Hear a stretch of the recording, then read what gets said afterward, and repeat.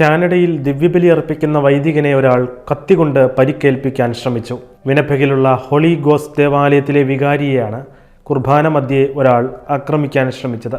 50 വയസ്സോളം പ്രായം തോന്നിക്കുന്ന അക്രമി അൾത്താരയിൽ പ്രവേശിച്ച് കയ്യിലൊളിപ്പിച്ച കത്തിയെടുത്ത് വൈദികന് നേരെ പാഞ്ഞെടുക്കുകയായിരുന്നു. കൃത്യമായി വൈദികൻ ഇയാളുടെ നീക്കം മനസ്സിലാക്കിയതിനാൽ കുതറിമാറിയതിനാലും ആക്രമണത്തിൽ നിന്നും രക്ഷപ്പെട്ടു. തന്റെ ലക്ഷ്യം നടക്കാതെ വന്നതോടെ അക്രമി കയ്യിലുണ്ടായിരുന്ന കത്തി അൾത്താരയിൽ കുത്തി നിർത്തിയ ശേഷം തൊട്ടടുത്ത കസാരയിൽ ഇരിക്കുന്നതും ദൃശ്യങ്ങളിൽ കാണാം.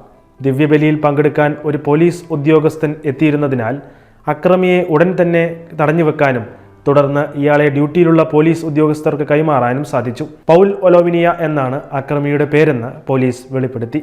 നിലവിൽ പോലീസ് കസ്റ്റഡിയിലുള്ള പ്രതിക്കെതിരെ ആയുധം കൈവശം വെച്ചതിനും അതുപയോഗിച്ച് ആക്രമിക്കാൻ ശ്രമിച്ചതിനും വിശുദ്ധ കുർബാന തടസ്സപ്പെടുത്തിയതിനുമെതിരെയാണ് കേസെടുത്തിരിക്കുന്നത്.